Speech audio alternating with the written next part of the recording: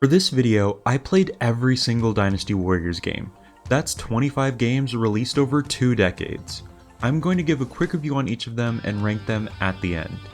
If you don't know what Dynasty Warriors is, it's a series made up of mostly hack and slash games that take place in the late Han and Three Kingdoms periods of ancient China. The games follow each of the three kingdoms, Wei, Wu, and Shu, as they battle it out for control of China. This video will only cover Dynasty Warriors. That means no Samurai Warriors, Hyrule Warriors, or any other Warriors spin-off. Those are for another video.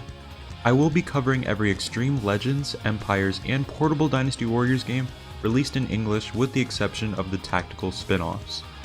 Some games in the series have been re-released and I won't be covering a single title multiple times.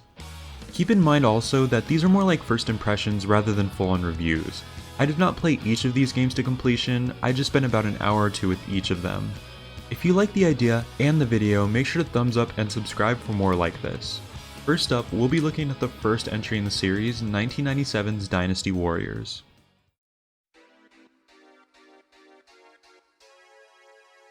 The original Dynasty Warriors is the only game in the series that isn't some kind of hack and slash, instead being a fighting game.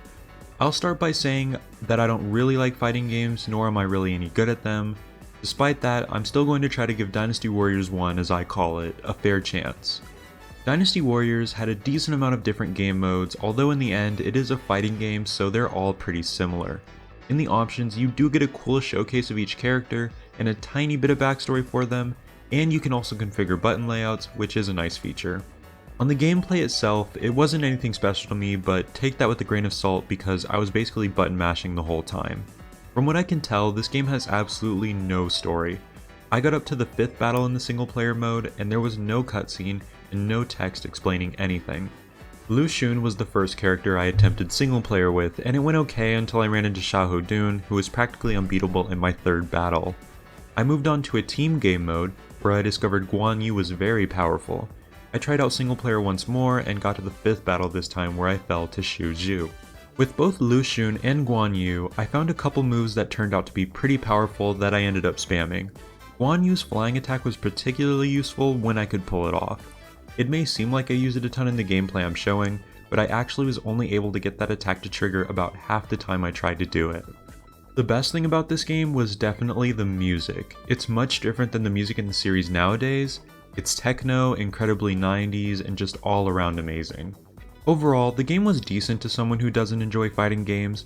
I'll probably never play it again, but the half hour or so I spent with it wasn't terrible. One other thing I want to mention, keep an eye on how many moves from this game you see kept or brought back in later games. It's a nice touch.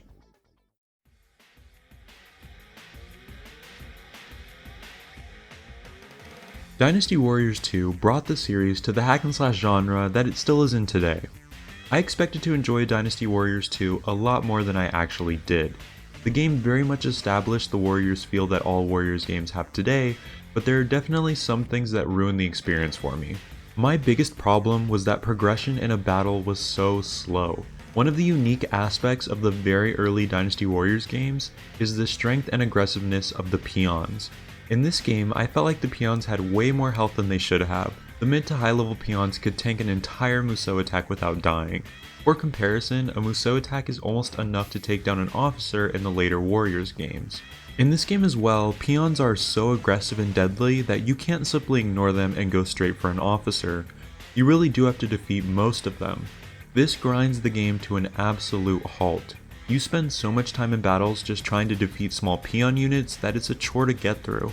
And the gameplay really isn't interesting enough to justify such a slow slog through each battle. Characters just have so few moves in this game. This isn't to say that everything about the peons is horrible. I really do like how aggressive they are, constantly messing up your combos and getting in hits on you. With the amount of health they have though, fighting them just isn't enjoyable overall. I chose Sun Shengxiang for Musou mode, the story mode of Dynasty Warriors games. I originally planned to complete her entire campaign, but I only had the patience to do 2 battles. The first battle, the Yellow Turban Rebellion, wasn't so bad. It took me 23 minutes to complete and I had a pretty good time. The second battle, Hulao Gate, took me nearly 45 minutes to complete, which is just way too long for a Warriors game. Dynasty Warriors 2 isn't a game where you can just charge down the enemy commander. I tried it and almost died multiple times. Your best bet is to advance slowly with your allies, but even then there will be plenty of allied officers standing around doing nothing. Dynasty Warriors 2 is definitely rough around the edges and pretty outdated. The gameplay feels clunky all around, the horse mechanics aren't very good, I found it difficult to really aim my attacks, and the camera was atrocious. There were a few cinematic camera changes that were cool at some points, like jumping off of a high platform, but other times they were just disorienting and disturbed the flow of gameplay. There was little to no voice acting during battles, even in cutscenes, which I found to be pretty jarring. The actual story was also nearly non-existent. The game wasn't all bad though. I really enjoyed how the peons grew tougher as you advanced through a battle. You start out a battle fighting privates led by captains, and you eventually end up fighting captains led by generals, for example. I also thought the little voice acting that was in the game was surprisingly good, especially given how crazy the voice acting gets in the next couple games. Dynasty Warriors 2 is another game that I can't see myself going back to. It laid the groundwork for all Warriors games that follow, but I'd much rather play those games that refine the Warriors experience instead. As soon as I started playing Dynasty Warriors 3 for the first time, I could tell it was a massive improvement over Dynasty Warriors 2 in just about every way possible. The movement and gameplay is more fluid, the graphics are much better, new mechanics were added, equipable items and weapons were added. It just feels so much more like the Warriors we know today. Compared to this game, 2 felt like an alpha build. The game fixed my biggest problem with Dynasty Warriors 2. The health of peons was adjusted, which definitely sped the battles up. While the peons had less health, they were still just as aggressive as before and way more plentiful. This gave the game a decent balance in my opinion. While I could now mow down peons a lot more easily, they were still definitely a threat, and I was always taking a risk charging into a group of them to get to an enemy officer. Unlike the last game, I was able to take down enemy commanders on my own without any allies helping, but it was still very difficult to do, and I couldn't have managed it without generous drops of healing items and spamming Musou attacks. While the game was an improvement over the last one, it wasn't without its problems. Dynasty Warriors 3 was still more difficult than I would have liked. I would say that your allies in this game are actually less helpful than in 2. A lot of them stand around instead of advancing, meaning that I did have to charge enemy commanders on my own. Even when allies were around though, they barely ever went after enemy officers.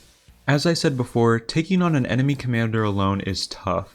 They heal multiple times throughout a battle, and the enemy peons are constantly coming to their aid. Since my allies refused to move, I had to fight the commander and a lot of very aggressive peons. An enemy commander could kill me in about 2 to 3 combos, and if I get stun locked multiple times by enemy archers or peons, I'm dead. Deaths in this game were frustrating because while the battle pace is faster than 2, it's still fairly slow and I wasn't very eager to replay a battle I died in, especially near the end of the battle. In Zhao Yun's Musou mode, I got through my first battle, Chengban, with little trouble. Next was Chirbi, where something strange happened. My first playthrough of Chirbi, it seemed like some of the events didn't trigger correctly. Between my first and second time at Chirbi, all the same cutscenes triggered, but in my first playthrough, Cao Cao didn't end up retreating. Maybe this is due to the route I took in battle, but I'm not sure. Either way, I ended up getting impatient and charged at Cao Cao, where I had my first death. My second playthrough of Chirbi, I went through a different route because Cao Cao did start retreating. That run went a whole lot smoother. The next 2 battles were Chengdu and Mount Dingjun, which both are great examples of one of the best parts of Dynasty Warriors 3. This game has certain stages that stand out as so unique from each other, even if it's just due to small design choices. In Chengdu, for example, half the map is played in almost total silence with no minimap to guide me.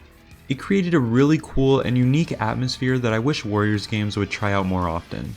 Next was Mount Dingjun, which was unique because it used slopes that were hard to traverse with chevaux de frise that did a good chunk of damage to either me or the enemy. Next was Yiling, where my time in Musou mode ended. I died to Lu Meng, the first officer I ran into, and that's when I decided I didn't really want to deal with the difficulty anymore.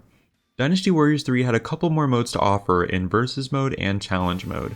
I couldn't play Versus mode since it's 2-player only, but it does seem like a cool head-to-head battle mode you play against a friend with different objectives in each stage. The Challenge mode has 2 basic modes in Endurance and Time Attack.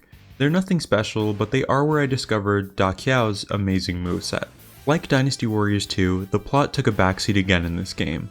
While it had more cutscenes and characters to support the story, it was presented in such a disjointed way that made no sense. If someone went into this knowing nothing about the Three Kingdoms, they would leave it still knowing nothing. One example is the introduction or lack of an introduction for Pong Tong right before he dies at Chengdu. If someone wasn't paying attention, you might not even know his name until after he dies. A similar example is the Battle of Yiling. The cutscene prior to the battle shows us that Liu Bei is mad at Wu, but it isn't explained why whatsoever. Despite the game's few flaws, Dynasty Warriors 3 is definitely a game I could see myself coming back to for a few more playthroughs, just to see more stages and try out more movesets. This isn't the end of Dynasty Warriors 3 because next up is the first spin-off in the series, Dynasty Warriors 3 Xtreme Legends. While Xtreme Legends titles are standalone games, they often function as add-ons to the original numbered entry. Every Dynasty Warriors game, from 3 to 8 with the exception of 6, got an Xtreme Legends spin-off title. There isn't too much to add about Xtreme Legends that I didn't already cover with the base game. 3 Xtreme Legends adds Musou modes for all of the others characters, the characters not affiliated with one of the 3 kingdoms. This game also features some new challenge mode options and the ability to add everything from the base game as long as you also have the original base game disc. As Lu Bu was the cover character for this game, I decided to try out his Musou mode. As expected, Lu Bu had a great moveset and I enjoyed my time playing with him. The new challenge mode stages were pretty fun, and I know at least a couple of these will be making a return in future Xtreme Legends. Dynasty Warriors 3 Xtreme Legends was just more Dynasty Warriors 3, for better and for worse. Like the original title, I could see myself coming back to this sometime. Now we're moving into the era that many Warriors fans consider the peak of the series. 4 definitely continues the trend of each title massively improving on the one before it. While there were definitely times in 3 that I wasn't really enjoying myself, 4 was a great experience all the way through. The biggest improvements for me personally came from the way that the Musou mode and the battles were structured. In previous games, each character got an individual Musou mode. You would use that character in a few battles and then their Musou mode was completed. Because of the high number of characters and low number of stages, this meant you would be replaying stages quite often, making the games feel repetitive. 4's Musou mode is instead broken down by kingdom, so Wei, Wu, and Shu each have a Musou mode and you can freely switch characters between each battle. This gives you the opportunity to really try out each character without repeating the same battles over and over. The way the Musou mode is broken up is really cool as well. There are several acts in Musou mode, each containing a few battles within. Instead of having really large battles that take a while to complete, 4's battles are shorter and much more manageable. In my time with 4, I'd guess the average time it took me to complete a battle was probably a little over 10 minutes. In comparison, I think that battles in 2 and 3 took me 20 to 25 minutes to complete on average.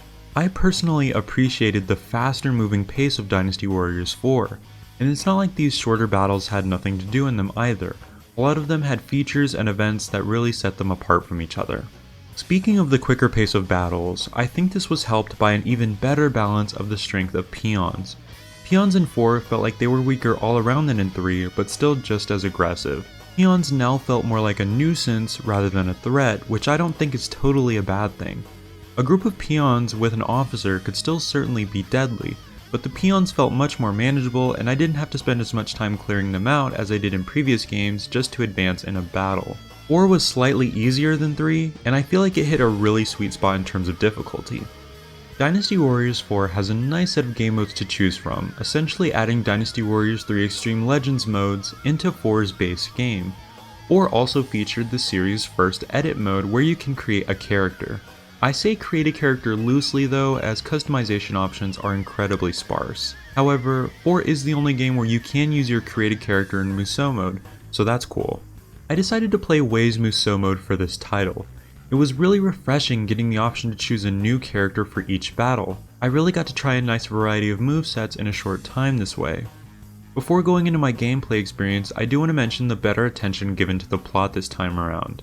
Thanks to an abundance of cutscenes, more detailed text, and more in-battle dialogue, you get a much better understanding of what's actually going on in the story.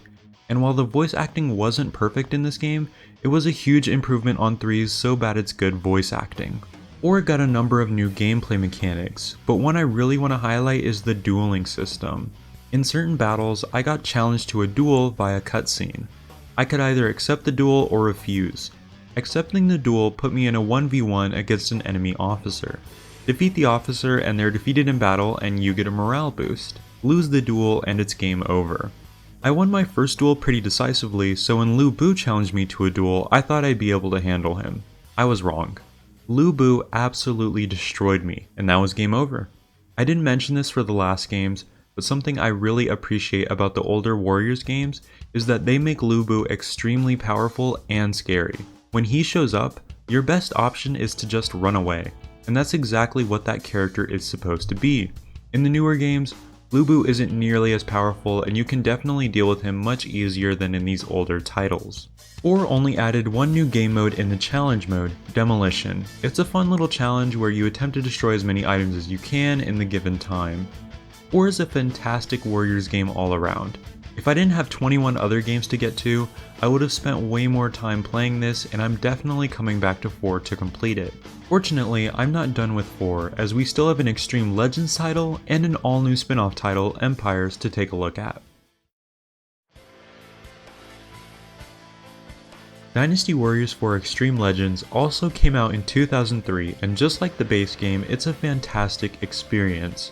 The game added 2 new modes with Legend Mode and Xtreme Mode. 2 really fun game modes that add way more to the game than 3XL added to 3. Legend Mode basically adds a new stage for each character in the game. This is a very welcome addition since 4's Kingdom Musou mode left some characters without a real spotlight. Now every character at least has one battle where they're the main focus. I tried out a few of these battles and I think they were made with the expectation that you would have leveled up your characters in 4, because I found them to be pretty difficult and I died on all 3 of the stages I attempted.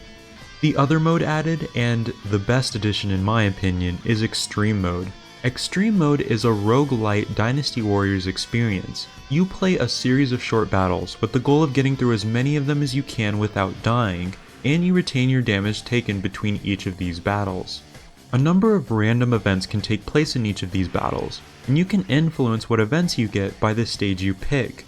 Between battles, you also get the opportunity to visit shops where you can replenish health, buy items, troops and companion officers, level up your stats, and more.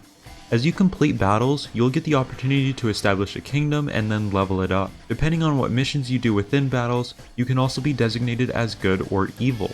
While you can save and quit your Xtreme Mode playthrough, once you die, that's the end of your run. I used Jiangwei and established a kingdom before saving and quitting, and I had a great time all the way through, even with some dangerous moments throughout.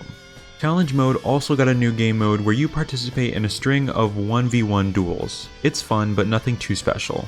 Between Legend Mode and Xtreme Mode, I could spend a lot of time with 4XL, and I'll surely be returning to this game as well. Dynasty Warriors 4 Empires established the long-running Empires tradition in the series. Every single Dynasty Warriors title since this one received an Empires spin-off game. Empires games changed the gameplay loop of Warriors titles fairly significantly. In Empires games, there's no Musou mode or challenge mode. The entire game is focused on the new Empires mode. The Empires mode combines the standard Dynasty Warriors hack and slash gameplay with some light strategy elements. Players are essentially given their own faction to manage. Depending on the game, you are either forced to rule an entire kingdom, making all the decisions, you can be ranked lower within a kingdom with less responsibilities, or sometimes even not affiliated with a faction at all. You typically manage things like troop count, battle strategies, officer happiness and loyalty, and more. In a way, it's like creating your own Musou mode. In 4 Empires, you're forced to play as a ruler of a kingdom. Empires games are always the last released game in a numbered collection as well, meaning that they're typically the most polished when compared to the base game or Xtreme Legends. Now, while I said Empires games have strategy elements, it's a stretch to say that 4 Empires specifically has any strategy at all. The political phase between battles has you choose from your vassals' suggestions on how to improve your army. Other than those suggestions, you don't have any other input that I can tell on how your army improves. The battles are pretty much your standard for experience, except with a mechanic of taking over bases, which you need to do to progress through a battle. Defeat all enemies within the vicinity of a base and it's yours, simple as that. Unlike future Empires games, it doesn't seem like you can order where your officers go or what they do on the battlefield, so you're left hoping the AI acts competently. In my playtime, they moved decently throughout the battlefield. Despite the real lack of strategic elements, I still enjoyed playing 4 Empires. I created Zhonglu in the still very basic edit mode and made him ruler in my Empire mode playthrough. The highlight of my time playing was definitely the event battles. Throughout the course of Empire mode, certain historical events play out like the Yellow Turban Rebellion and the Anti-Dongzhuo Coalition. You get the choice to join these events and partake in a unique event battle. They function just like a normal Empires battle, but it's cool to have characters from different empires working together. Another nice feature of Empires is that you can play battles as any of your officers, including generics. I'm really glad I recruited Ma Chao before Hulao Gate, or I would have never survived that battle. His moveset is really good. 4 Empires is ultimately a game I won't be coming back to. My main enjoyment from the game came from the fact that the combat is just really good, and I can get that plus more unique battles in the base game and 4XL. I also wanted to mention that I discovered 4 Empires Versus mode lets you play against the computer instead of a second player, unlike Dynasty Warriors 3. If I missed that feature in 4 and 4XL, sorry about that. Before we move on to our next game, I just want to say that Dynasty Warriors fans in the mid-2000s were absolutely spoiled. From 2003 to 2006, there were a total of 10 Dynasty Warriors games released, including many of the best titles in the series. The next game we're going to take a look at is our first portable game, simply titled Dynasty Warriors for the PSP. Dynasty Warriors came out in 2005 and was a launch title for the PSP. At first glance, this title seems like it'll just be a port of Dynasty Warriors 4, but it's weirdly both more and less than that. This game does some things that I really like and some things that I really hate. Let's start with the good. When you go into battle, you get to take 4's generics with you, similar to 4's bodyguard system. Surprisingly though, this game's bodyguard system blows 4's out of the water. Instead of having a few peons helping you, these generics you get are actually pretty useful. They each come with stats and abilities which you activate in battle at any time besides cooldown periods. In my short time in the game, it seemed like they were much more useful and aggressive than 4's normal bodyguards. Searching through the menus as well, it also seems like you could have traded these generics between someone else through multiplayer, which is really cool. I know at least one person out there must have created a great bodyguard squad with this. One last plus about this system is that the generics use their individual portraits from Koei's Romance of the Three Kingdoms, another video game series that I really enjoy. It's a very minor thing, but it helps these generics stand out so much more and gives them a bit of personality. I have no idea why modern Warriors games don't do this. Another aspect I surprisingly enjoyed was the map system in this game.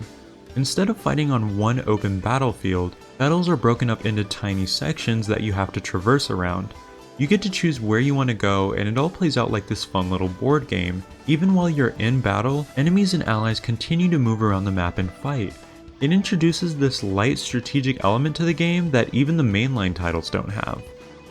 Now on to what I disliked. I only played through the first battle, but the game felt incredibly easy. I do hope difficulty goes up as the game goes on. Some peons died in a single hit. The officers were a little beefier but not by much. The only time I struggled even slightly was against the commander, and even that was manageable with allies helping. I'm sure it was due to technical constraints, but we were back to no dialogue in between battles, draw distance was minimal to the point where you could hardly see anyone directly behind you or in front of you, and there were no extra game modes. My final problem might seem minor, but it ruined the entire game for me. There was no option that I could find to toggle enemy health display above enemies. When you're attacking multiple enemies, you need to see those overhead health displays. Only being able to see a single enemy's health isn't helpful at all, especially when you're low on health and you need to know whether to try and finish off an officer or flee. Dynasty Warriors had some interesting concepts that I would like to see brought back to the series, but its downfalls make it a game that's not worth ever coming back to in my opinion. If you really wanted to play a Dynasty Warriors on the go back then, it definitely would have been a good option though. Only 10 days after the PSP Dynasty Warriors came out, Dynasty Warriors 5 released, and in my opinion, brought the series to its absolute peak. Dynasty Warriors 5 is the first game we're looking at that I've actually played before. I enjoyed this game in the past, and it still holds up incredibly well today. 5's game modes include the standard Musou mode, challenge mode, and free mode. The Musou mode returns to the individual stories we saw in 2 and 3, but 5 does take some steps to try to reduce the repetitiveness of having to play certain battles multiple times. Depending on what character you play as, you'll have a unique starting position and starting objective in each battle. It doesn't make a huge difference though, as you'll still generally follow the same path and objectives over the rest of the battle. From my experience, it also seems like 5 has way more cutscenes and battle events and objectives than previous Warriors games. The battlefields feel more dynamic than ever, and it actually feels like things are happening on other places on the battlefield other than where you are. I do still think I prefer 4's Kingdom Musou mode instead though.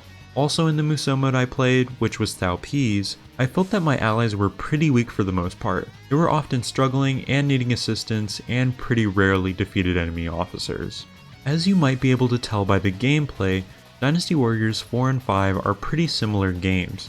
Out of all the mainline games we've seen, I would say that these two are the most alike. That's not a bad thing though, as both games are really fun and polished, and there are a few things that set them apart. Continuing the trend of these games so far, 5 has the fastest gameplay and weakest enemies so far. Peons can be somewhat dangerous, but they're really fodder here compared to the previous games. That does change a bit as you get deeper into the game, but not by much.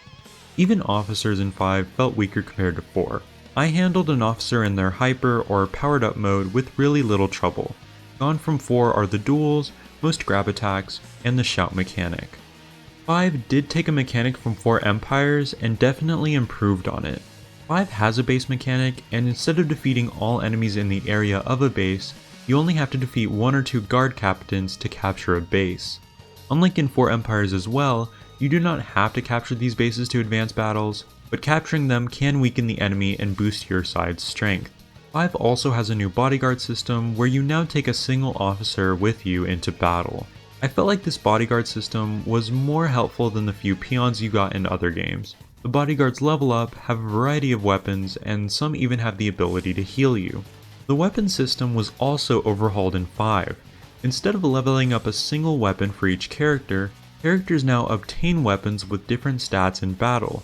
While I like this system more than leveling up a single weapon, it also comes with the only real negative thing about Dynasty Warriors 5. Each weapon now has a speed rating, light, medium, or heavy, where you trade speed for damage or vice versa. The problem comes from heavy weapons being too slow, sometimes unusably slow.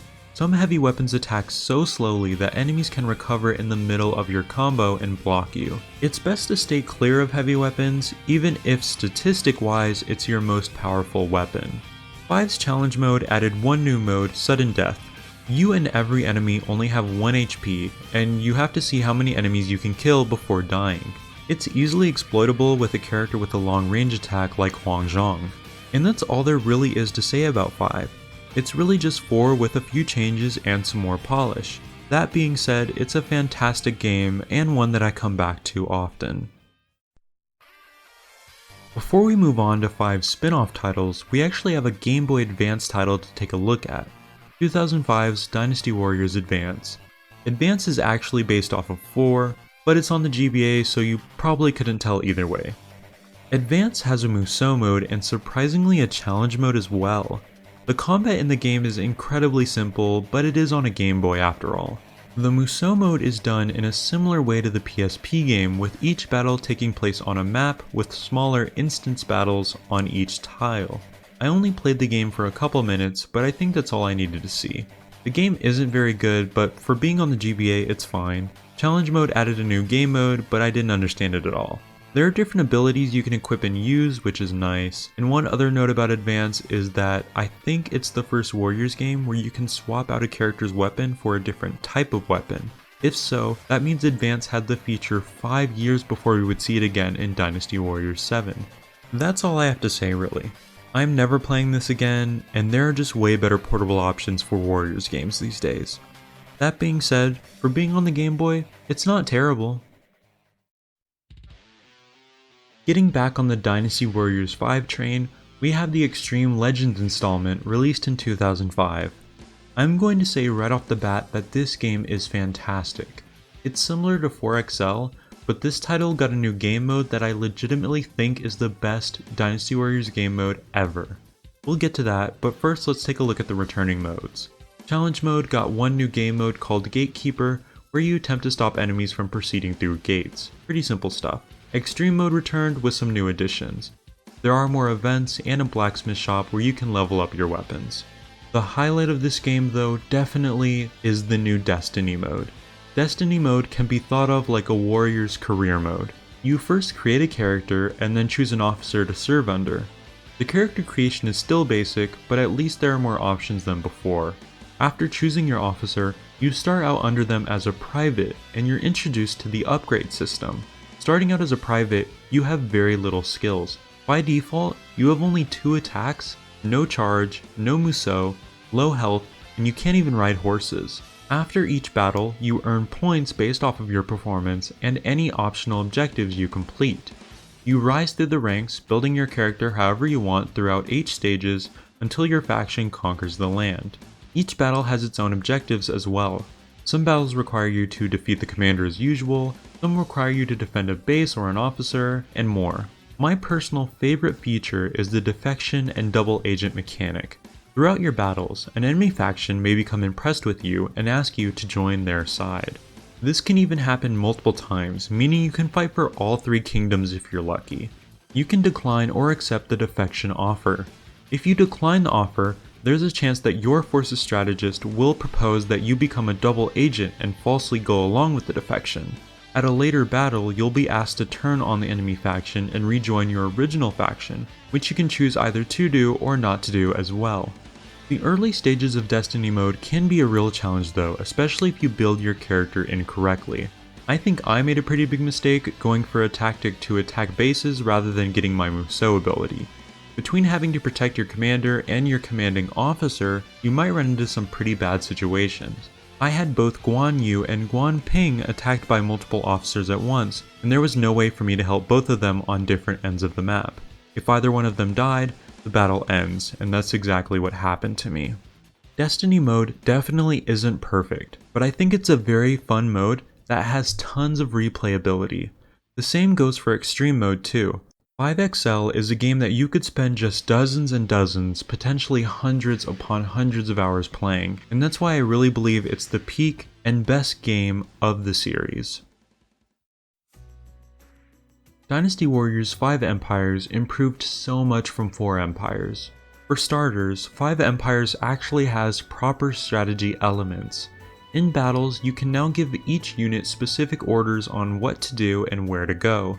This feature isn't perfect though, as sometimes my officers would straight up ignore my orders and I'm not quite sure why. During the political phase, you're no longer strictly tied to your officer's suggestions of how to improve your kingdom. You can now manually choose what you want to do, from recruiting officers, replenishing troops, forming alliances, and more. If there's one negative I have to give the game, it's that it's really easy to start out with. You can be heavily outnumbered going into a battle and still win through brute strength as long as you have an ally or 2 helping. It is pretty tedious to do battles that way, but it's definitely possible. With these new features, 5 Empires is an amazing game. I only plan to play this game for maybe half an hour for footage, but I got sucked in and played this game for 3 hours in one sitting. It's that good. I really don't even need to say if I'm coming back to this one or not. Dynasty Warriors Volume 2 is the PSP's take on Dynasty Warriors 5, and it has a lot of similarities to the last PSP game. The battles take place on a board game type of map, you get to have 4 officer bodyguards that retain their Romance of the Three Kingdoms portraits, and the game is still insultingly easy. This is by far the easiest Warriors game that I have played. Playing on normal felt like I was playing on novice difficulty. A standard peon dies in 1 hit, a named peon dies in 3 hits, and the officers don't take much more than that. You absolutely blaze through battles in this game as well. I finished both of the first two battles in the game as Shinkai in less than 20 minutes. The game was so easy that at Hulao Gate, I purposefully went straight for Lu Bu and defeated him with relative ease. There's not much more to talk about in this one besides the branching paths in Musou mode. Each battle can be completed in two different ways, and depending on which way you beat it, you'll unlock one of two battles to progress. I thought this was kind of cool, but sadly it means you'll have to play many battles twice to experience the entire game. I guess it's not so bad since the battles go by so quick. This game is about on par with the first PSP Dynasty Warriors, maybe even a little less fun due to the lack of difficulty. Unlike the last game though, you can now see enemy HP over their heads, which made it so much more enjoyable for me personally. It's a decent enough game that I don't really see a reason to revisit. Dynasty Warriors DS Fighters Battle released in 2007, and I'll make this quick. This game is absolutely horrible. Easily the worst Warriors game I've ever played, and maybe the worst game I've ever played, period. The combat is somehow less fun than the GBA game, the story and battles have nothing to do with Dynasty Warriors, and you can't even play as any Dynasty Warriors characters. The characters we know and love now only exist as cards to power you up. How fun is that? Let's just move on and never think about this game again. This wraps up what I consider the classic era of Dynasty Warriors, the PS1 and PS2 era. From here on out, we're jumping into the next generation of consoles, starting out with a game that I feel changed Dynasty Warriors forever, and not in a good way. Dynasty Warriors 6 released in 2008, and it has a really bad reputation among Warriors fans. Many regard it as the worst game in the series. This is the first time I played it, and I think it's a bad game too for a few reasons, but it does do some good things that shouldn't be ignored. Let's break them down one by one. First, the graphics. They look really good for a Warriors game, better than anything we've seen so far. Visually, they did a really good job making the jump from PS2 to PS3. One thing that I absolutely hate though are the new character designs. Dynasty Warriors always had relatively grounded and realistic designs, but they went full-on anime with this game and some characters just look terrible. Speaking of characters, 7 characters that were in Dynasty Warriors 5 were cut from this game, and many returning characters share movesets with each other. No new characters were added either. No Dynasty Warriors game has cut characters since, and that's how it should be. The characters and their movesets are the most important parts of these games, and cutting them definitely rubs fans the wrong way. On the topic of movesets, I have to mention the quote-unquote revamped gameplay. Instead of being the standard gameplay of having basic attacks and branching charge attacks, 6 has the infamous Renbu system. With the Renbu system, you can no longer combine basic and charge attacks to do new moves. Now combos are reduced to either a string of basic attacks or a string of charge attacks. The amount of attacks you can do is also no longer tied to your weapon. Instead, the number of attacks you can do is based on the Renbu gauge, which goes up as you perform combos and goes down when you take damage or are not fighting. You can also perform an infinite string of basic attacks in this game, unlike previous games where you stop attacking at the end of a combo. This new combat system is absolutely horrendous, even with the return of grappling moves and with the addition of dodging, which I do appreciate. What I do not like is that the enemy officers can seemingly endlessly dodge your attacks with this weird dodging animation, even if they're facing away from you. I personally found this game to be more difficult than Dynasty Warriors 5, but only because the combat system was so difficult to use. I unfortunately didn't come across this in my time with Dynasty Warriors 6, but one-on-one officer duels did make a return, and they're fairly similar to 4's duels, except peons surround you instead of you being teleported to a separate area for the duel. It sounds pretty cool. 6 brought in a few more new things to the series that I both enjoy and also don't enjoy. Sieges and bases have both been revamped for this game. Sieges actually feel more like sieges. When playing Hulao Gate, I had to set up rams and catapults, destroy ballistas, and assault the walls. It was pretty fun at first. The problem was though, at least in my specific case, the siege took way too long and I was just ready to get it over with. Bases were changed to function more like battle areas did in the PSP games of all things. Each base now has a number associated with it. The number drops each time you kill a peon, guard, or officer, and you take control of the base once it reaches 0. You also open base gates by attacking them now instead of killing gate captains, which is an interesting change to say the least. I don't think taking bases was necessary to advance a battle, but they definitely helped move your allies along. Some other good things added to this game were the ability to swim and climb ladders, and the ability to control the camera, even though it really wasn't too easy to control. It still was a step up from not being able to move the camera at all really in previous Dynasty Warriors games. 6 did get a PS2, that's right, PS2 release called 6 Special, which actually improved the game in a few ways from the PS3 release. I won't be checking it out in this video since it's functionally the same as the base game, but it did add new stages, new Musou modes, new cutscenes, and returned some characters' old movesets while losing swimming and duels. The last thing I want to mention about 6 is the story and cutscenes. I thought the cutscenes were well done and fairly plentiful. The problem is that 6's story is really strange in a lot of ways. It's very loose in its following of actual history or even the Romance of the Three Kingdoms book, and I did not enjoy it. An example includes Sima Yi killing and usurping Cao Cao at the end of his story. That doesn't happen in history or the book, so it's just like, why?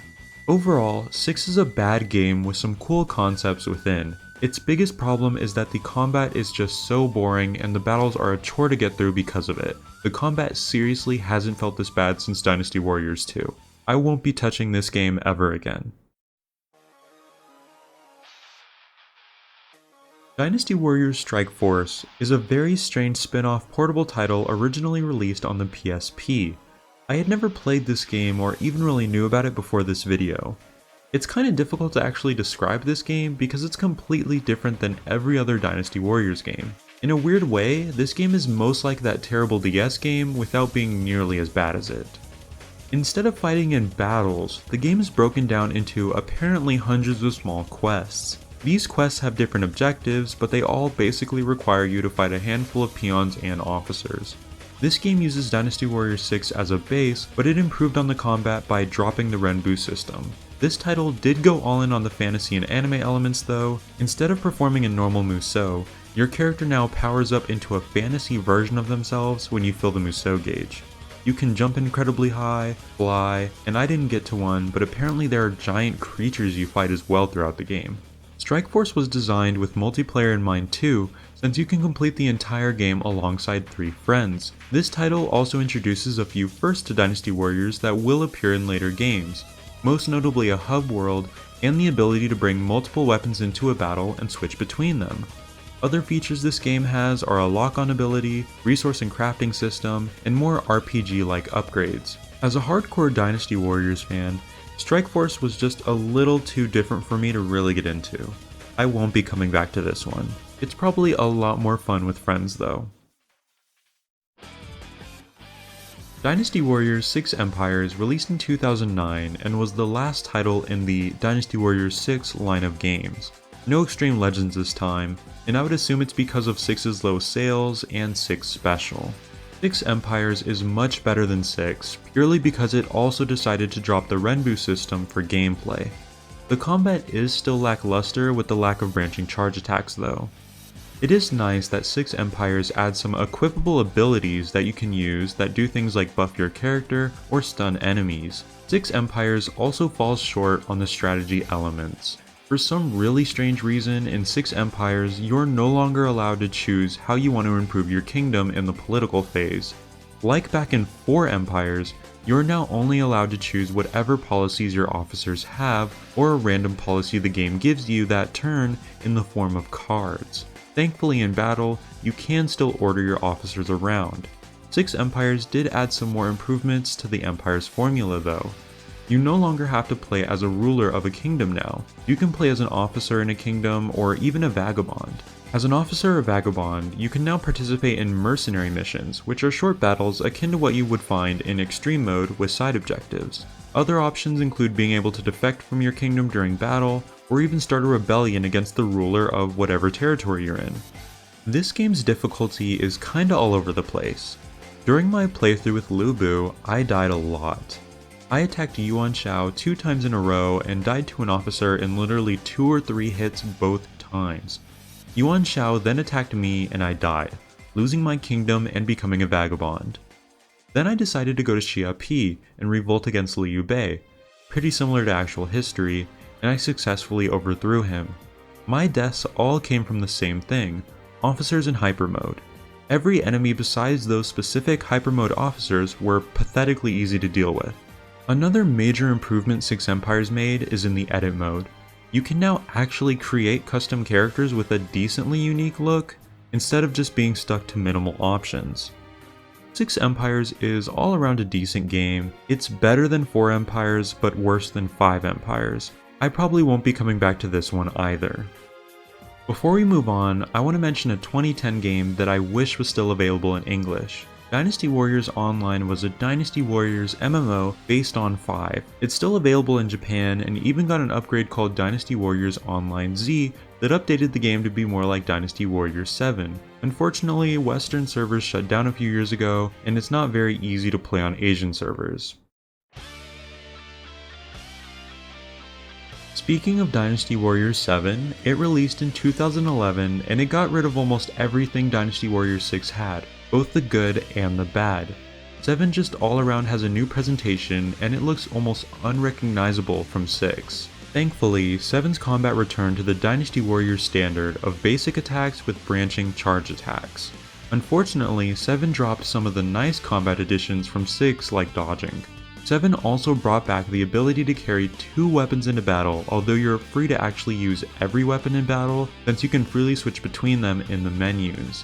I'm really glad 7 did this for 2 reasons.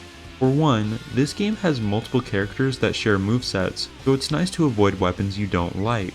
And 2, this game's combat is a little boring, so at least having access to different weapons switches things up. Every character in this game does have a preferred weapon, and using that weapon gives you access to extra attacks called EX attacks. They basically just add an attack onto a normal attack string. 7 also changed the way Musou attacks work for the first time in the series. In every Dynasty Warriors game before 7, a Musou attack would consist of a repeating attack that would continue until you stopped holding down the Musou button or your Musou gauge became empty. In 7, a Musou is now a single, cinematic move that takes up your entire Musou gauge. I actually think I prefer 7's version of Musou attacks. For the first time ever as well, characters can now have multiple Musou attacks instead of just one. One major problem that I had with Dynasty Warriors 7 was the difficulty. Enemies, both peons and officers, have lost all aggression. They rarely ever attack you and are constantly locked into your combos instead. The officers also feel like damage sponges. So much of my time with 7 consisted of me hitting an officer over and over with no fear that they would actually hit me and just watching their HP slowly dwindle down. It was just boring gameplay. The only time I felt even somewhat threatened is when an officer triggered their Musou, but thanks to an animation that plays before their Musou attack, their Musous are easily avoidable, and peons in this game, they're seriously just fodder now. They might as well not even exist. Dynasty Warriors 7 has 2 modes, Musou mode and a new Conquest mode, no challenge mode this time. Musou mode once again has changed from having individual story modes to Kingdom Musou modes. This game also features a new kingdom, Jin, based off the Suma family in Late Wei. While I enjoyed Dynasty Warriors 4's Kingdom Musou mode where you got to choose whatever character you wanted to play as, in 7, you are assigned to a single character to play as for each battle. I guess it slightly improves the storytelling of the game, which I'll get to next, but it's just not very fun. There are many characters you won't get the chance to play as in Musou mode, which kind of sucks. Speaking of the storytelling and plot in this game, I do think it's the best we've seen in the series by far. The game explains pretty much everything via cutscenes, so you'll never feel lost, and it actually feels like the events and battles in the game connect to each other. In the hub worlds during Musou mode, you can also talk to NPCs that may provide even more context and information about the story.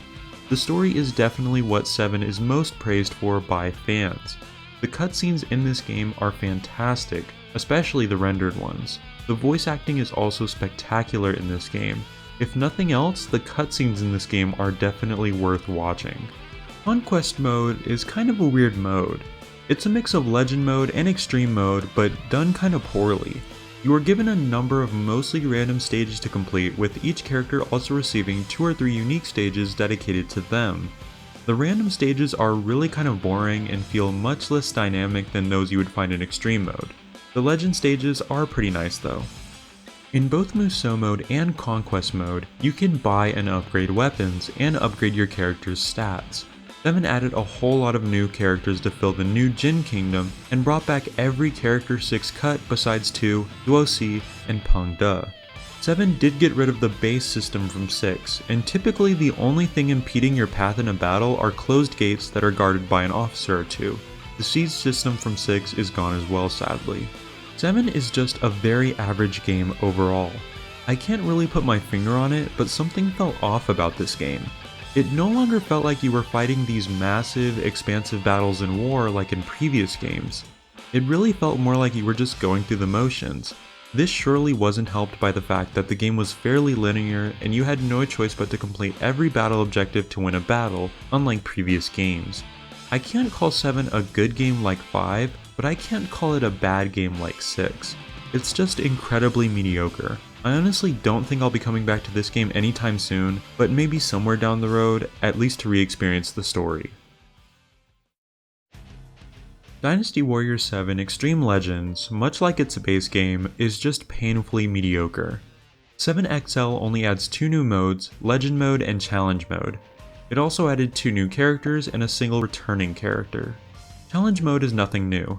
It's all modes we've seen plenty of times before, which is kinda disappointing. Legend Mode is a little different than previous games though. Instead of just having stages that are dedicated to a character, there are extra stages which take place on maps from previous games. This is a neat little inclusion to Legends Mode. The downside to Legends Mode though is that the character specific stages really don't feel like they're super dedicated to that character. It is pretty clear that the character is still the main character of that battle, but you don't even have to play as that character. While I do appreciate the freedom, it does feel like it's kind of missing the point of these battles that are supposed to be dedicated to a character. Legend Mode also has this new system where you're upgrading a small town or hub world as you progress. I thought this was pretty pointless outside of serving as a place where I could visit the blacksmith and weapon master. And that's it really. Outside of a few new weapons added, that's everything there is to 7XL. I did want to mention one thing about my experience playing 7XL though, and it's that building up my Musou attacks in this game were almost instant. There was a point where I spammed like 10 Musou attacks in the span of 30 seconds, because I could just fill my Musou gauge almost instantly. It kind of defeats the purpose of even having a special attack. 7XL basically suffers from all the problems of 7. It's just so average, and that's probably enough for me not to bother to ever come back to this game.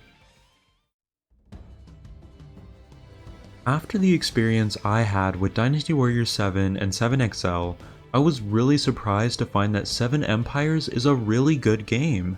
This game brought back pretty much everything from previous Empires games and added a ton of new things. I'll do my best to try to mention everything, but this game added so much that I'll definitely miss something. First, on the gameplay side, a new character was added and a handful of characters got new movesets. I felt that the game got somewhat of a difficulty boost from the previous games. Unlike in 7, I actually died and lost a few battles. It now takes much longer to fill up your Musou gauge, you can't spam those like crazy either. I also felt like officers and enemies may have become more aggressive, but I'm not sure. I found myself getting hit much more than before, specifically when I was locked into an attack animation, which was kind of annoying. I'm not sure if this is the case, but it seemed like there were way more officers on the battlefield than there were in previous Empires games, which was fun. Outside of that, the gameplay was still a little bland because it's still based on 7, but Empires did other things to spice up battles too. 7 Empires brought in a strategy system during battles. Strategies are equipable abilities that you can activate in a battle that can have a variety of effects. Some of these are simple, like a healing ability, others are more interesting like taunting enemies to come attack you, setting bases on fire, water attacks, rock slides, and ambushes. As the name implies, these really bring an interesting strategic element into battles and make battles feel so much more dynamic. I think these were definitely the best addition of 7 Empires. Edit mode was also somewhat improved from 6 Empires. One thing I really disliked about edit mode in this game though was that a majority of the edit mode outfits were locked and I had to unlock them by playing Empires mode. It didn't seem like they would be too difficult to unlock, but I really enjoy creating characters and I don't like that my customization options are limited right away. One great thing that this game did with edit mode though is give you the ability to replace generic officers with created characters. This is an awesome feature because you can make those important generics really stand out and make them more fun to play as. It's also just fun to see your creations pop up all over the map working for different kingdoms. The political phase of the game also got some nice upgrades as well, which brought some much needed depth into empires. 7 Empires also, thankfully, brought back the ability to choose any policies you want to improve your kingdom rather than be limited to your officer's suggestions. A fame system for your character was also introduced.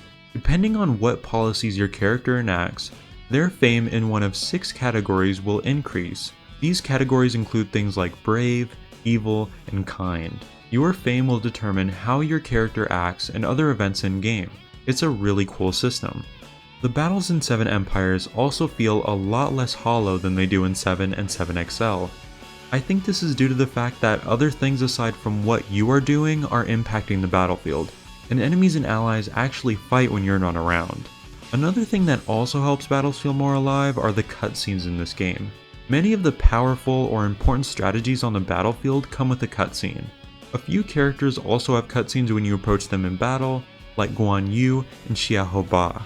In my opinion, 7 Empires blows 7 and 7XL out of the water in terms of being fun.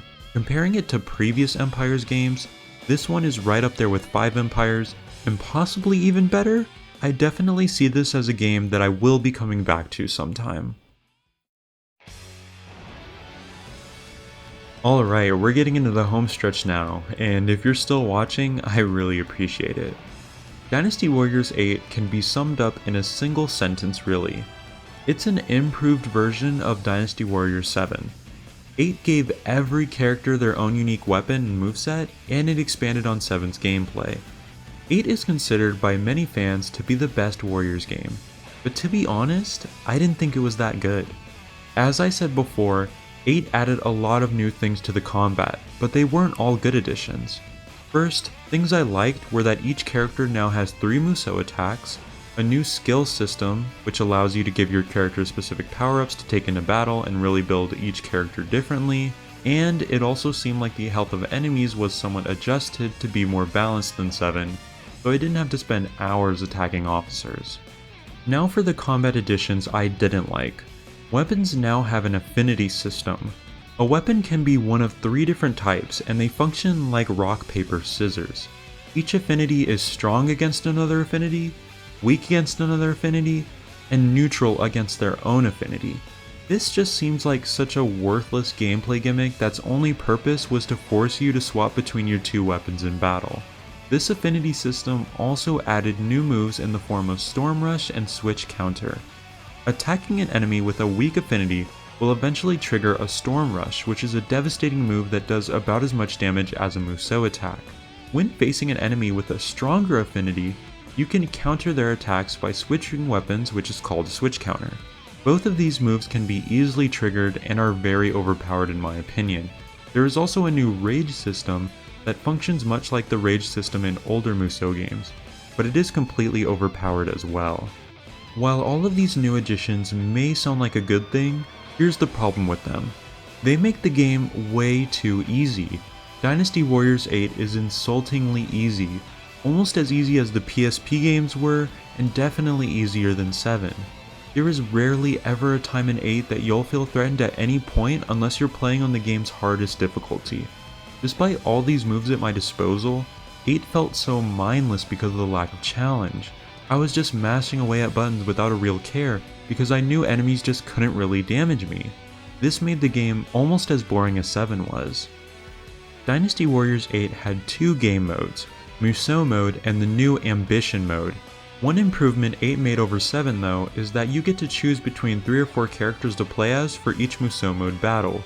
It's a minor improvement, but much better than being forced to use a single character that the game picked for you like in 7. Another improvement 8 made was that it introduced hypothetical story paths and endings into the story mode. giving each kingdom a historical and hypothetical ending. These hypothetical story routes often involved certain characters living past their lifespan and letting each kingdom actually win in the end. Unfortunately, Musou mode got worse in one area. The story presentation and plot was worse than 7's for sure. While the game still had a nice amount of cutscenes, they're just not as good as 7's at all. One thing that 8 really suffers from is the lack of voice actings in places where 7 had voice acting. The places where this was the worst were in the explanatory cutscenes between battles, in the hub worlds between battles, and in your ambition mode town. 7 had voice acting in all of these locations. Why couldn't they do that in 8? Speaking of ambition mode, it's kind of like 8's version of a conquest mode or extreme mode. The goal of ambition mode is to build up your town so that the emperor will come visit you. You do this by fighting in randomly generated battles, acquiring materials and allies to improve your town and its facilities. The battles are short and basic, akin to a lot of the non-legend mode battles in 7's conquest mode. Ambition mode is all about grinding as well, and that's really not what I call fun, especially not in a game series with such a repetitive gameplay loop. 8 was honestly a disappointing game for me to revisit, especially since I enjoyed it when I was younger. I have to admit that I have no desire to really play Dynasty Warriors 8 ever again. Dynasty Warriors 8 Extreme Legends is frankly just more Dynasty Warriors 8, for better and for worse. To give credit where it's due though, 8 Extreme Legends has a decent amount of content. Each kingdom got a bunch of new Musou mode battles, and an entire Musou mode was added for Lu Bu and his faction. Aside from Musou mode, 8XL added a post-game to Ambition mode and re-added Challenge mode. On the gameplay side, not too much changed. Each character now has a second EX attack, bodyguards return to the series, and there is a new difficulty mode added to the game. Challenge mode got a new mode called Inferno, which isn't anything special. Just defeat all the enemies as fast as possible. Unfortunately, when I tried out Inferno, I didn't realize that you had to kill all the peons too, so I never ended up finishing it. I don't really have too much more to say about this title. I'd never played it before, so at least it was a fresh experience. While I still didn't really enjoy the gameplay, I might return to the game just to experience Lu Bu's Musou mode. I should also mention that 8 Extreme Legends Complete Edition, which includes the base game 8, is regarded among some fans as the most complete Dynasty Warriors experience in one game, so take that for what it's worth. Dynasty Warriors 8 Empires is a fairly similar game to 7 Empires with a few changes here or there. The best part of 8 Empires in my opinion is the edit mode. Not only are there more customization options for created characters, but you can now create a number of different things, from peons to horses to banners to your own scenarios where you can then customize each faction in that scenario. This is by far the most customization we've seen in a Warriors game, and it fits in super well with an Empires game. Interestingly enough, you can also have children in this game. You've been able to get married in the past couple Empires games, but in 8 Empires, the game will generate a child using looks from the parents. In my time playing the game, I have never seen a good looking child be generated though. To really get across what kind of level of customization this game can have, I was part of a project back when this game first released to create a scenario where every generic NPC officer was replaced with a created character, and we did succeed. This just goes to show what kind of things are possible with this game's customization. Both the political stage and battles are mostly the same as 7 Empires with some minor changes. Unfortunately, 7 Empires' fame system was scrapped in favor of a new way of life system. Gaining a way of life title is basically like gaining an achievement. If you fulfill a certain criteria, you'll unlock a new title. These titles can be good or evil. Some new strategies were added to this game, including new weather strategies and mobile-based strategies, which are pretty cool and helpful. 8 Empires is missing a few things from 7 Empires, which kind of confused me. Many of 7 Empires' cutscenes are gone, and there's no longer a hub world to visit. While I can understand cutting out the middleman of the hub world, why get rid of cutscenes? All they did was add to the experience, and a player could always skip them if they don't like them, right? Just a weird decision to me. 8 Empires is a pretty good game, and the graphics look amazing on PS4 as well. I've already put a lot of hours into this game, so I really don't feel the desire to come back to this anymore. To be honest, 7 Empires felt like a slightly better experience than 8 Empires, even with the worst customization options and combat. I will say though that for me personally, 8 Empires was slightly more fun to play than 8 and 8XL just because of the strategy elements. This is our last game to cover. Dynasty Warriors 9 released in 2018 and is, at the very least, the most controversial Warriors game since Dynasty Warriors 6. This is because 9 is nothing like any other Warriors game. We haven't seen the series have as much of an identity crisis since going from Dynasty Warriors 1 to 2. This is because 9 is open world, or at least attempted to be open world. Simply being open world isn't the reason why 9 is so hated, but almost all of its problems are at least linked to the open world. Now, in my opinion, an open world Dynasty Warriors game could have worked. It could have worked really well, but 9 was just simply not finished. The open world is there and it looks beautiful. There are scenic spots throughout and visually it immerses you into 3rd century China. The biggest problem with the open world is that it's empty. There's no reason for it to exist. You can do a few open world things such as cooking, fishing, and hunting, but other than that and finding hidden scenic areas, the game being open world adds nothing to it. Some other new open world features include the ability to purchase a house, decorate it, and invite other officers over. These are nice features to have, but ultimately don't add a lot to the game. The open world doesn't add any kind of strategy element either. You can fast travel to any location you've been to before. It doesn't really affect battles at all, and there's little reason to even go exploring because you won't find much outside of the admittedly beautiful scenery. Now, this isn't a massive problem on its own, but the problem is that the time spent working on this empty open world almost certainly damaged other aspects of the game. The combat system was revamped, somewhat poorly, and we have shared movesets returning. Instead of the standard combat system of branching strings of attacks, we now have 4 trigger abilities replacing the standard charge system. Why the developers feel the need to scrap the normal charge attack system is beyond me, because they've failed at it twice now. While in theory, the new combat gives you more control of your moves, it's just not that big of an improvement, if at all, to justify getting rid of all of the unique movesets from 8 and turning a majority of the characters into clones. Some nice gameplay improvements include the return of a dodge roll and the addition of a double jump, wall jump, stealth mechanics, and a grappling hook. The next problem, and my biggest problem, with the game is that the unique battlefields are completely gone. Every battle takes place on the open world, and instead of placing unique battlefields onto the open world, almost every battle is just a siege battle with little to no uniqueness. The sieges themselves are fine, but you just have to do them way too often. The game does have some semi-unique battlefields that aren't sieges, and those are some of the best and worst battles of the game. Among the best are battles like Yiling, Guandu, and Hanzhong, where there is a semblance of those unique battlefields from previous games. However, there are terrible battles that aren't sieges like Chirbi, with broken ship mechanics and AI not knowing how to function on ships or on the water in general. And what's even worse about this is if you try to play multiple Musou modes in this game, you'll be playing Chirbi over and over again. Speaking of the Musou mode, individual stories returned, which was a huge mistake in my opinion. Dynasty Warriors 9 has 90 characters. That's 90 Musou modes. While some characters have very short Musou modes, some characters have Musou modes that last half of all the chapters in the game. To call them individual Musou modes isn't even that true. Really, there's little variation between the characters' story modes. It would have made much more sense to just go with the Kingdom story modes, either like how 4 or 8 did it. There was a patch for 9 that gives you the ability to change characters in the middle of a Musou mode, but you're basically switching Musou modes at that point. One big positive that I have to give 9 is the updates and patches that the game has received over the years. At launch, the game was very buggy and kind of shallow.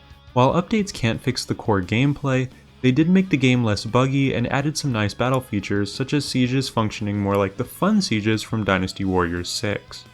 On 9's difficulty, it can be all over the place. Once you've unlocked high level weapons, the game becomes a breeze.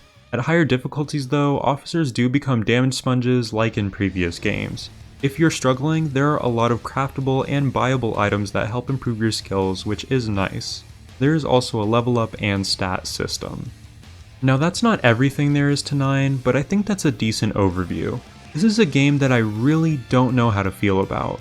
To be honest, I enjoyed playing it more than most of the other modern Dynasty Warriors games, despite its problems. Is it a good game though? No. Is it bad? I don't really think so. I think it's another mediocre game, but for wildly different reasons than why 7 and 8 were mediocre in my opinion. And that's every Dynasty Warriors game for now. Dynasty Warriors 9 Empires is slated for a 2021 release, and I'm really looking forward to checking out that game. Next, we'll move on to my live ranking of all the games I've played. Alright, so now that I'm finished playing the games, I want to rank all of them in a little tier list here. This is a live commentary, so not edited like before. I'm pretty much just gonna throw all these games on the tier list, kind of explain why they are, where they are, and give any kind of final thoughts on each of my games and the Dynasty Warriors series as a whole. I believe I have all 24 games that I actually got to play here today, and I'm going to attempt to try to do them like in the order I played them, rank them, but we'll see how it goes. So starting with the first Dynasty Warriors, the fighting game, it's kind of tough for me to judge this one just because I don't really know what separates a good fighting game from a bad fighting game. I am not really an expert in fighting games, so I really just can't say if Dynasty Warriors is really good or bad, but I'm really ranking these on my personal enjoyment anyway, so I'll probably throw Dynasty Warriors down here in the D tier at the very lowest. It was fun, but it just wasn't really my thing, I guess. It wasn't a terrible experience though. Moving on to Dynasty Warriors 2, if I can find it here we go.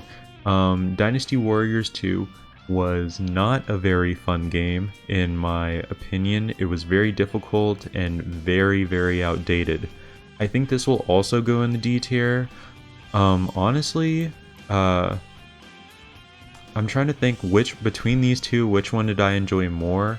I guess I enjoyed Dynasty Warriors 2 more just for the fact that it was more of a real Warriors game, but I still really didn't have that good of a time with it. Moving on to Dynasty Warriors 3, if I can find it again, here we go. Dynasty Warriors 3 was much better than 2, that's for sure. Still not a fantastic game though, but I thought some things that it did, like the stages, were really fun. I might move some things around after I initially put them down, but I think for now Dynasty Warriors 3 is going to be a C. It was pretty good, not terrible, but not super fun. 3XL, pretty similar to 3, so I think it's going to go in the exact same place there. Moving on to Dynasty Warriors 4 now. Dynasty Warriors 4 I actually liked a whole lot, kind of a lot better than I thought I would. So honestly, I would put Dynasty Warriors 4 up in the A tier. It was actually a really great game, and I'm really looking forward to getting back to it. 4XL, pretty much the same. I'd even say that 4XL is maybe a better, maybe it's a better game than 4. It does have Extreme mode, which I find really fun. Those two are really neck and neck. I can't really say which one's in front of the other, because I do really like 4's Kingdom Musou mode, actually. So I guess 4 would actually be ahead of 4XL in my opinion. Now I'm going to start kind of getting out of order here. Let's go with 4 Empires first. This was a game that, despite how good 4 is, 4 Empires was not very good in my opinion. It just lacked a lot of the elements that make Empires actually good games. It was very... It's an outdated version of Empires. I'll definitely say that. So I think this would go ahead and go in the C tier. I would say it's more fun to play than 3 and 3XL, just because 4 is way more, the combat is way more polished than 3. But really 4 Empires is not super fun.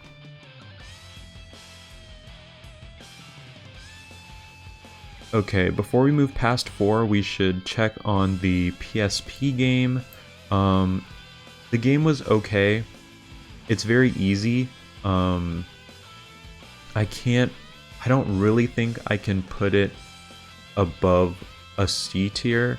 It's just an okay game, I guess. And that's what I guess C is for in this case. Kind of more on the bad end of okay though, I would say. But I might be moving everything as we put more things in. Speaking of which, the advanced game, it's not very good. I'd say it goes somewhere in between the fighting game and Dynasty Warriors 2. The Game Boy Advance game it's like it's not very good, but for what they could have done on the Game Boy, it's probably really good in that case. But we're gonna go ahead and move on to Dynasty Warriors 5 now. Dynasty Warriors 5 is a fantastic game that I'm gonna put in the A tier above Dynasty Warriors 4 if I can manage it. 5 is just kind of a better version of 4 in my opinion. In every area except the Musou mode, I think. I still really do like how 4 handled the Kingdom Musou mode, letting you choose different characters. 5 can get a little repetitive with how many times you have to play certain battles with different characters in their individual Musou modes. But 5 is still a great game despite that. And 5XL, I'm actually going to put as our first S tier game. I talked about it in my review, but I think 5XL is the best Warriors game. It is just really good, has so much replayability. Destiny mode is so underrated, and a career Dynasty Warriors mode is such a great idea, and I have no idea how no other game has attempted this since. I think it's just basically free money ready to be printed if Koei Tecmo wanted to put the effort into doing it. So from Destiny mode and a better Xtreme mode alone, 5XL is S tier in my opinion. Moving on to 5 Empires. 5 Empires is also a really great game. I'm a little split on where to put it on this list. It's either going in the S or the A category. 5 Empires is kind of, again in my opinion, although it's kind of tied with another Empires game, 5 Empires is kind of the pinnacle of Empires games in the series. I think just based on that statement alone, I also need to put 5 Empires in the S tier, just because it does the Empires formula so well, so much better than 4 Empires did it. And then before we move on to 6, we'll go ahead and deal with the DS game. It's going to the very end. It's just the worst Dynasty Warriors game I have ever played. Dynasty Warriors 6. You know, Dynasty Warriors 6, it's an interesting game. It's not very good, but I don't think I could consider it D tier. I would much rather play 6 than I would play 2, for instance. So I think for that, 6 will go on the end of the C list. I definitely would much rather play 3 than play 6. So I think 6 is perfect right there. 6 Empires is a lot better than 6. I'd say that 6 Empires probably leaps all of these games into our first B tier game. 6 Empires, it's the best way to play 6, I would say. It fixes a lot of the things about 6. So it's a good game. It brought Empires kind of, it made Empires more modern in both good ways and bad ways. I do still think that 5 Empires is a much better game than 6 Empires though. I also realized I completely skipped a game in the Dynasty Warriors 5 line, Dynasty Warriors Volume 2. Dynasty Warriors Volume 2 I guess just goes right up here with the first PSP game. Even though it's a lot easier than the first PSP game, I think it does enough things to be better than the first PSP game actually. I think I'd rather play Volume 2 than the first PSP game, if I had to be honest. And honestly, I think it might be a B tier game, just because I think the Musou mode is really cool. I think, and it uses 5 as a base, which 5 is the best, you know, kind of line of games in the series. So I'd say that Dynasty Warriors Volume 2 is kind of just barely a B tier game for me. Moving on to Dynasty Warriors Strikeforce. This game is just so different than every other Dynasty Warriors game that it's really difficult for me to place it somewhere. I do think it's better than 6, but would I rather play it over 3? And these games, I don't know. I can't necessarily say that. I also think now that Empires would also go before 3 and 3XL. Just because now thinking about it, I think I rather would play 3 over 4XL. Even though the combat in 4XL is a lot better than 3, I think I'd rather play these games first, just because 4 Empires is so lacking on strategic elements. But continuing to move forward here, now we're on Dynasty Warriors 7.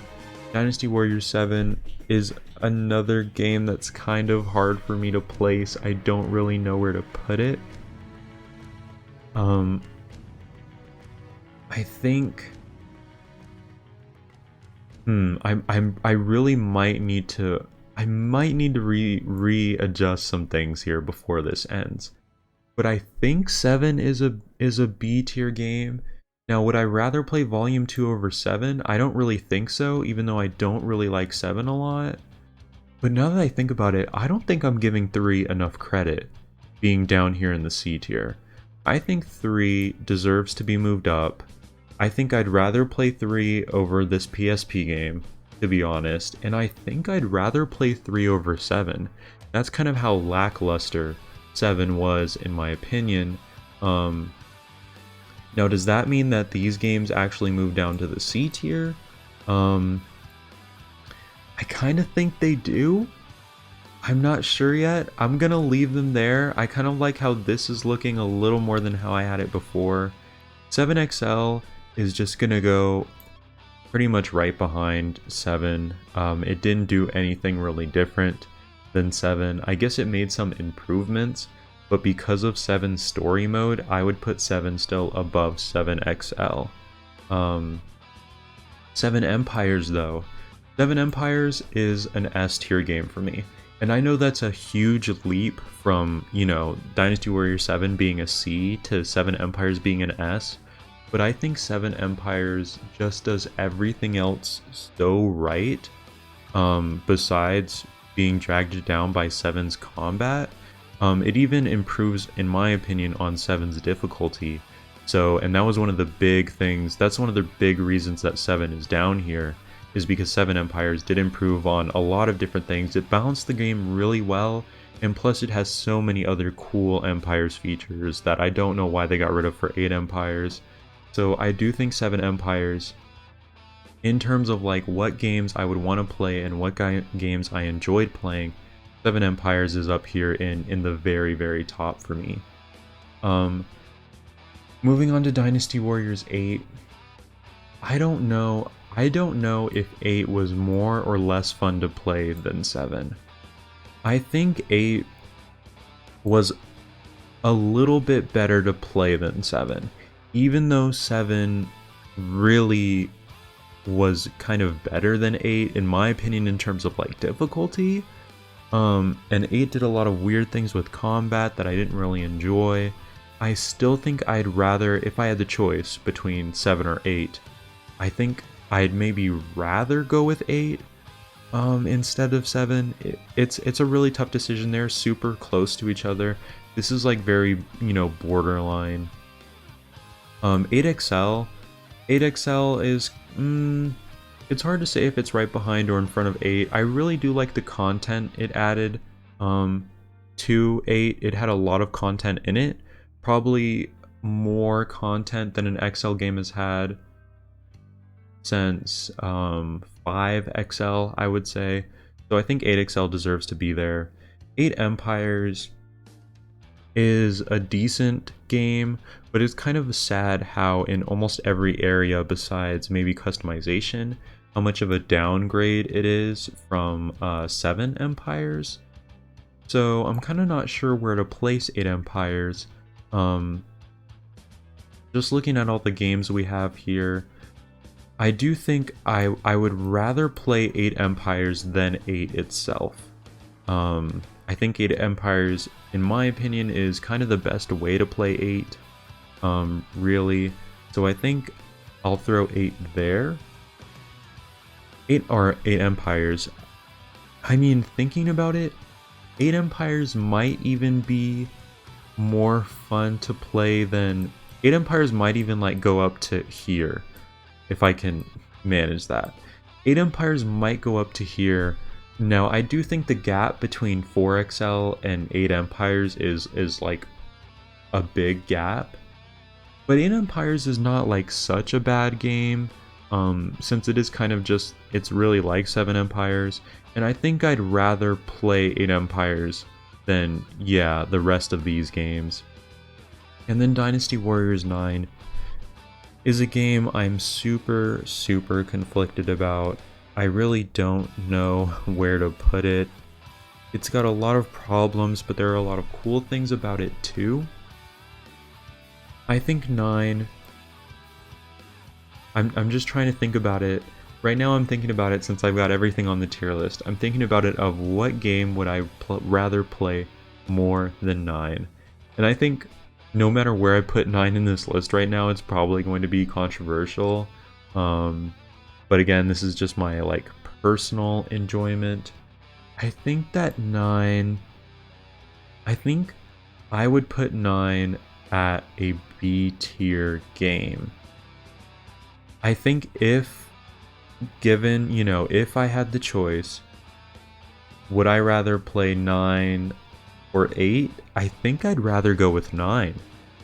Just because 8 felt so lifeless, and so did 7. So I think 9 is perfect right there. And that's all the games. I think this tier list looks pretty much how I expected it to. I don't think there's really much I need to move around.